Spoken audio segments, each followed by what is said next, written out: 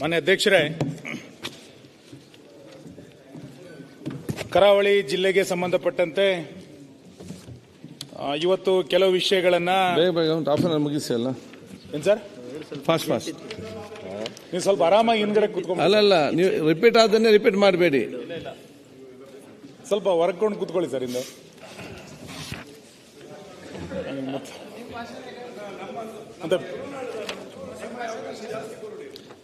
ಪಾತ್ರ ಪಾತ್ರ ಶಿವಂದ್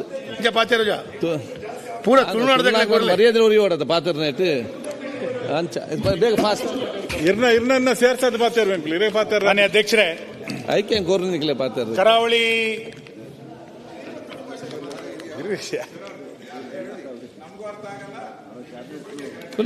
ಕೂತ್ಕೊಳ್ಳಿ ಸರ್. ಕರಾವಳಿ ಮುಗಿಯೋ ತನಕ ನಾವು ಹೊರಗಡೆ ಹೋಗ್ಬೋದಾ?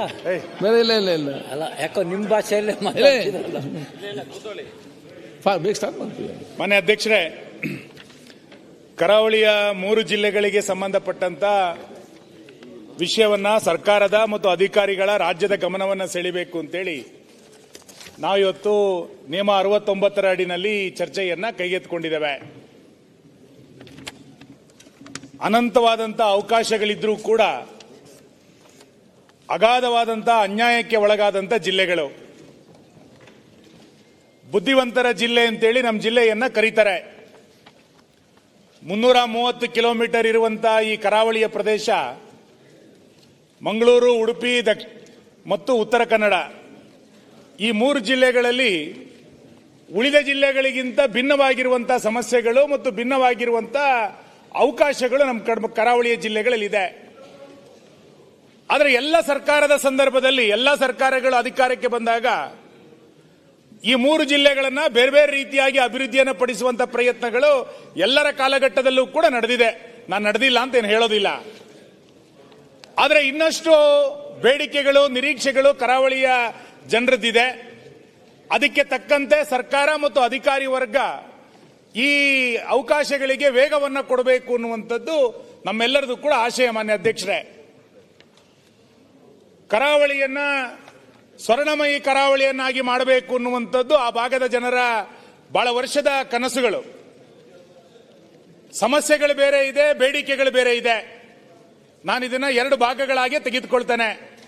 ಕರಾವಳಿಯ ಜಿಲ್ಲೆಯ ಜನ ಯಾವ ರೀತಿಯಾದಂತಹ ಅಭಿವೃದ್ಧಿಯ ಬೇಡಿಕೆಗಳನ್ನ ಕಣ್ಮುಂದೆ ಇಡ್ತಾ ಇದ್ದಾರೆ ಎನ್ನುವಂತ ಭಾವನೆಗಳ ಜೊತೆನಲ್ಲಿ ರಾಜ್ಯದಲ್ಲಿ ಆಗಿರುವಂತಹ ಸುತ್ತೋಲೆಗಳ ಪರಿಣಾಮವಾಗಿ ನಮ್ಮ ಜಿಲ್ಲೆಗಳಲ್ಲಿ ಆಗಿರುವಂತಹ ಸಮಸ್ಯೆಗಳು, ಅದರಿಂದ ಜನಜೀವನದ ಮೇಲೆ ಆಗಿರುವಂತಹ ವ್ಯತ್ಯಾಸಗಳು, ಅಶೋಕ್, ಇದೆಲ್ಲದನ್ನು ಕೂಡ ಇವತ್ತು ಈ ಸದನದ ಮುಖಾಂತರ ನಮ್ಮೆಲ್ಲ ಶಾಸಕರು ಸರ್ಕಾರದ ಗಮನವನ್ನು ಸೆಳೆಯಬೇಕು ಅಂತ ನಾವು ಅನ್ಕೊಂಡಿರುವಂತದ್ದು. ಮಾನ್ಯ ಅಧ್ಯಕ್ಷರೇ, ನಿಮಗೆ ಗೊತ್ತಿದೆ, ನಾನು ತುಂಬಾ ಇತಿಹಾಸಕ್ಕೆ ಹೋಗೋದಿಲ್ಲ, 2-3 ಲೈನ್ನಲ್ಲಿ ಮುಗಿಸ್ತೇನೆ. ಕರಾವಳಿ ಜಿಲ್ಲೆಯ ಜನ ಹೋರಾಟಕ್ಕೆ ನಾವೆಲ್ಲರೂ ಕೂಡ ಪ್ರಸಿದ್ಧಂತರು. ರಾಷ್ಟ್ರೀಯತೆಯ ವಿಚಾರ ಬಂದಾಗ, ಹಿಂದುತ್ವದ ವಿಚಾರ ಬಂದಾಗ ಉಳಿದ ಜಿಲ್ಲೆಗಳಿಗಿಂತ ಮುಂಚೂಣಿಯಲ್ಲಿ ನಿಲ್ಲುವಂತ ಜನ ನಾವು. ಕಾರಣ ಅದಕ್ಕೆ ರಾಣಿ ಅಬ್ಬಕ್ಕನ ಅವತ್ತಿನ ನೇತೃತ್ವ ಮತ್ತು ರಾಣಿ ಚೆನ್ನಭೈರಾಬ ದೇವಿಯ ನೇತೃತ್ವಗಳು ಕೂಡ ಅವತ್ತು ಪೋರ್ಚುಗೀಸರ ವಿರುದ್ಧ ಏನು ಹೋರಾಟದ ನೇತೃತ್ವವನ್ನು ಹೆಣ್ಣು ಮಕ್ಕಳು ಕೊಟ್ಟಿದ್ರು, ಅದೇ ಹೋರಾಟದ ಗುಣ ಇವತ್ತಿನ ಪೀಳಿಗೆಯ ಸ್ಫೂರ್ತಿಯೂ ಕೂಡ ನಮ್ಮೆಲ್ಲರ ಕಣ್ಮುಂದೆ ಇದೆ. ಮಧ್ವಾಚಾರ್ಯರ ಕೃಷ್ಣ ಮಠವನ್ನು ಪ್ರಾರಂಭ ಮಾಡಿದ ಕಾರಣಕ್ಕೋಸ್ಕರ ಮಧ್ವ ಪರಂಪರೆ ಆರಂಭ ಆಗಿರುವಂತದ್ದು. ಕೊಲ್ಲೂರಿನಲ್ಲಿ ಶಂಕರಾಚಾರ್ಯರು ಕೊಲ್ಲೂರಿನಲ್ಲಿ ಮೂಕಾಂಬಿಕೆಯನ್ನ ಪ್ರತಿಷ್ಠಾಪನೆ ಮಾಡಿದ್ದ ಕಾರಣಕ್ಕೆ ಅಲ್ಲೊಂದು ಶಕ್ತಿಪೀಠವಾಗಿ ನಮ್ಮ ಜಿಲ್ಲೆ ನಿರ್ಮಾಣ ಆಗಿರುವಂತದ್ದು. ನಾರಾಯಣ ಗುರುಗಳು ಮಂಗಳೂರಿಗೆ ಬಂದಿದ್ದ ಕಾರಣಕ್ಕೋಸ್ಕರ ಅಲ್ಲೊಂದು ಕುದ್ರೋಳಿ ದೇವಸ್ಥಾನ ಆರಂಭ ಆಗಿರುವಂತದ್ದು. ಅಸಮಾನತೆಯ ವಿರುದ್ಧ ಕೋಟಿ ಚೆನ್ನಯ್ಯರು ಹೋರಾಟ ಮಾಡಿರುವಂತಹ ಭೂಮಿಯಾಗಿ ಅದು ಪರಿವರ್ತನೆ ಆಗಿರುವಂತದ್ದು. ಇವೆಲ್ಲವೂ ಕೂಡ ನಮ್ಮ ಜಿಲ್ಲೆಯ ಇತಿಹಾಸಕ್ಕೆ ಸಂಬಂಧಪಟ್ಟಂತ 10 ಸಂಗತಿಗಳು.